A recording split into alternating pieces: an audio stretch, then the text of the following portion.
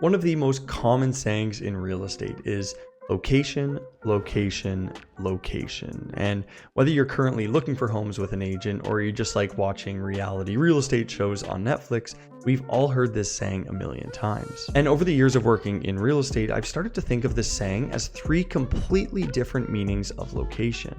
So here's what I mean by this. I consider the first location to be broader, so the city that you're looking for homes in. The second location would be more specific, so a neighborhood in which a home is in. And the third location is even more specific, so it's the actual street that a home is on or the surrounding properties and neighbors to a home. And when all three of these aspects of location aren't taken into consideration, it can be one of the biggest mistakes that buyers make when purchasing a home. So here is what you should look for with respect to location when you're buying a home. And before we jump into this, just keep something in mind. There's things that you can change about a home, like the kitchen or the flooring or the paint color, but there's one thing that you can't change about a home, and that is the location. And that's why this is so crucial. The first location is city. And when you're considering different cities to purchase in, there are two main things you should look for. The first is you want to find a city that meets your wants and needs, and also one that offers a lifestyle that you are looking for. And secondly, you want to find a city that's going to be a good investment. So look at the price appreciations over 5, 10, 20 years,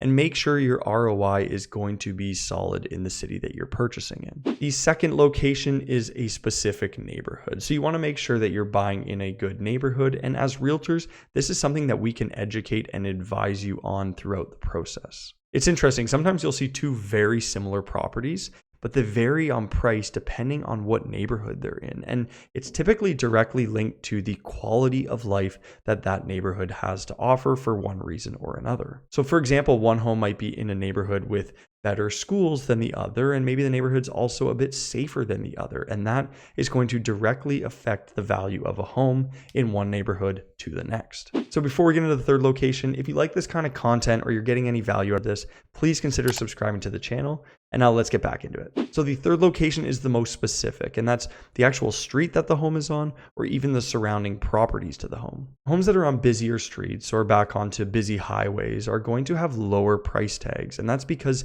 people don't typically find these things desirable when purchasing a home. So for example, if you buy in a great city, in a great neighborhood, but your lot's across from a commercial space, maybe you move in, a couple years later, they decide to build a high rise across from you, that's something that's going to directly impact the value of your home. And that's why this specific aspect of location is the most important with respect to resale value down the road. So all in all, essentially what we're trying to do by breaking this down is we're trying to analyze the different aspects of location so that you can reduce your risk as a buyer. And remember, there's things you can change about a home, but you can't change its location. So next time you're looking to buy a home, remember location, location, and location. That's it for this video. Thank you so much for watching. If you have any questions at all, let us know. We are happy to help, and we'll talk to you soon.